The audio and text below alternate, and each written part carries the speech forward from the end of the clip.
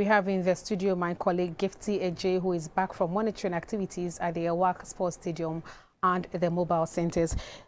Gifty, thank you so much for joining us here. Let's get this education off, then we can start. The Elwak Sports Stadium is only for replacement of cards and correction of errors, is that it? Exactly. So if you had registered your card and there's an issue, let's say error in terms of the correct spelling of your name, you've lost your card, you have the card but you can't register with the mobile networks, that is where you have to go. So when you go to Elwak, 3 things are being done there. There's validation, there's replacement, and there's correction of errors. Okay. So basically, if you have any problem with your Ghana card, that is where you have to go. Watching the sound bites and listening to it, I can feel frustration in the voices and demeanor even of the people who are speaking. You are coming from there. Paint a picture again for us. What actually is the problem at the center? Okay, I think the major issue I gathered at the center was when it comes to card replacement. For the validation and correction, the numbers weren't that much.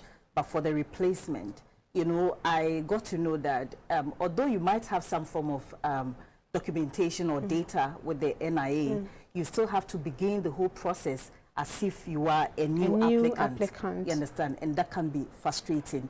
People have been spending, number of days there in order to get their cards replaced.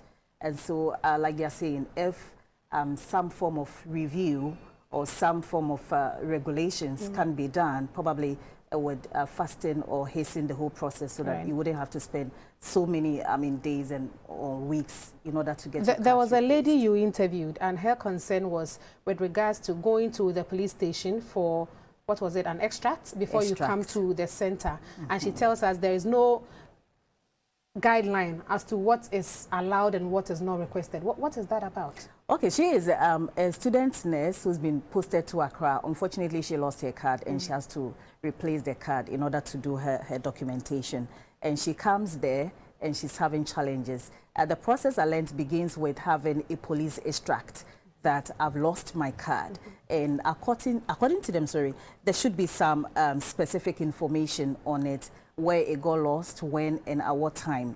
But most of the time, some of the extracts that they get don't contain some of these information. And that is not, coming from... It's not her fault. So what she's saying is that that public education should be there. You know, the police must be instructed, or they should let them know if somebody came to you that they wanted this particular information, these and these and these information must be on the card or the extract, So basically that was her challenge, and that was what she was trying to And there is another one who is also saying there is nothing like supervision. There is nobody who is overseeing the activities there. They are all together, and so who they don't know who is going where. Did you also see that problem there? I think I observed it. It can be a bit challenging when you enter Elwak.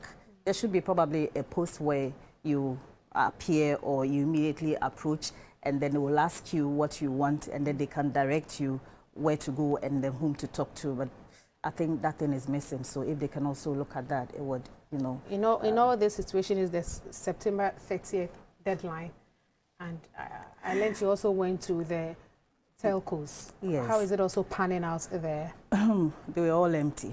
And 2 ideas came to mind. Is it that, people have taken advantage of the deadline, the extension, or like the, phrase we keep hearing that Ghanaians are last-minute people, so probably they are waiting maybe a week or some few days to the deadline then. So we'll follow up, around the time of the 30th, 29th, thereabouts. So the officials there, when you spoke to them, is that a trend? Since the minister announced the extension of the deadline, they have been sitting idle from that time, or once in a while they get a large number of people coming in?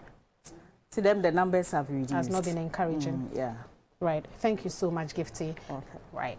My colleague Gifty Ejay just returned from the Elwak Sports Stadium, and definitely on our major news bulletin tonight, she will give us the extensive story.